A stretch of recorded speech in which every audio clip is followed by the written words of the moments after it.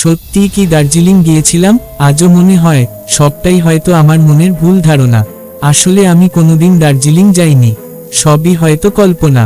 কিন্তু যদি সত্যি এসব আমার মনের কল্পনা হতো, তবে আমি সবচেয়ে বেশি খুশি হতাম। দুর্ভাগ্যজনকভাবে আজ আপনাদের যে ঘটনাটা বলছি, সেটা আমার জীবনের এক চিরন্তন সত্য আর এক বিভীষিকা। কোথা থেকে শুরু করব আজও বুঝে উঠতে পারি না, তাই শুরু থেকেই শুরু করি। আমার নাম নবীন হালদার, গ্রাজুয়েশন শেষ করেছি। তারপর থেকেই একটাই কাজ, চাকরির খোঁজে ঘুরে বেড়ানো। বড় বড় নামী কোম্পানিতে আবেদন করেছি, ইন্টারভিউ দিয়েছি, কিন্তু একটাও কাজ জোটেনি। বন্ধুদের ঠাট্টা শুরু হয়ে গিয়েছিল, কিরে এখনো কাজ পেলি না, লাইফ নিয়ে কিছু ভাবছিস? ওদের প্রশ্নের কোনো উত্তর আমার কাছে ছিল না, মনটা ভেঙে থাকতো সারাক্ষণ। একদিন কলেজের বন্ধু রমেশ এসে বলল, নবীন, তুই কাজ পাচ্ছিস না জানি, কিন্তু আমি তোর জন্য একটা ভালো কাজের ব্যবস্থা করেছি। আমি অবাক হয়ে জিজ্ঞেস করলাম, কি কাজ? রমেশ বলল, একটা বাগানবাড়ির দেখাশোনা। কাজ খুব সহজ, মাইনে 15,000, থাকা খাওয়া ফ্রি, উপরে ইনকামও আছে। আমি একটু আশার আলো দেখলাম। কোথায়? কলকাতায় না, দার্জিলিং। এই জন্যই নাকি কেউ যেতে চায় না। কলকাতায় থেকেও তো কিছু হচ্ছে না, এই ভেবেই রাজি হয়ে গেলাম। রমেশ মালিকের সঙ্গে কথা বলল। দুদিন পর আমাকে ডাকা হলো। মালিকের নাম মিস্টার মজুমদার। আমি আমার ডিগ্রির কাগজ দেখাতে চাইলে তিনি বললেন, এসব লাগবে না, আপনার বন্ধুর মুখে আপনার অনেক প্রশংসা শুনেছি, সাহসী লোক আমার দরকার। আমি লজ্জা পেয়ে বলেছিলাম, না স্যার, ও বাড়িয়ে বলছে। তিনি হেসে বললেন, কাল সকালেই ট্রেন ধরুন, দার্জিলিংয়ে রামু নামে একজন আছে, সে আপনাকে স্টেশনে নিয়ে যাবে। একটা খাম হাতে দিয়ে বললেন, এটা আপনার প্রথম মাসের খরচ। সেদিন বাড়ি ফিরে মা বাবাকে সব বললাম।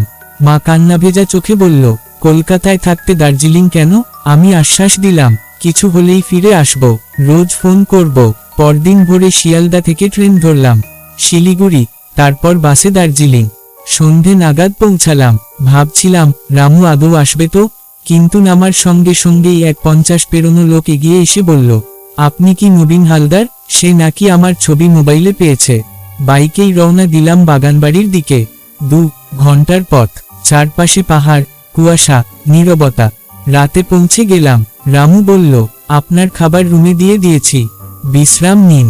সেদিন ক্লান্ত শরীর নিয়ে ঘুমিয়ে পড়েছিলাম। পরদিন সকালে ঘুম ভাঙল কুয়াশায় মোড়া পাহাড়ে। পাখির ডাক, ঠান্ডা হাওয়া, সব কিছু স্বপ্নের মতো। প্রাতঃভ্রমণে বেরিয়ে পড়লাম। চারদিকে ব্রিটিশ আমলের ভাঙা বাড়ি। হঠাৎ চোখে পড়ল একটা সাহেব কুঠি, ভাঙা হলেও ভিতরে সবকিছু অদ্ভুতভাবে অক্ষত। কৌতূহল সামলাতে পারলাম না। ভিতরে ঢুকে দেখি আলমারি, টেবিল, খাট, সব ঠিকঠাক। আলমারির ভিতর একটা ছোট সিন্দুক, তার ভিতরে একটা আংটি, সোনার পদ্মফুলের মাঝে রক্তমুখী নীলার পাথর। অদ্ভুত টানে আংটিটা পকেটে ভরে বেরিয়ে এলাম। সেদিনই রামুকে বললাম সাহেব কুঠির কথা।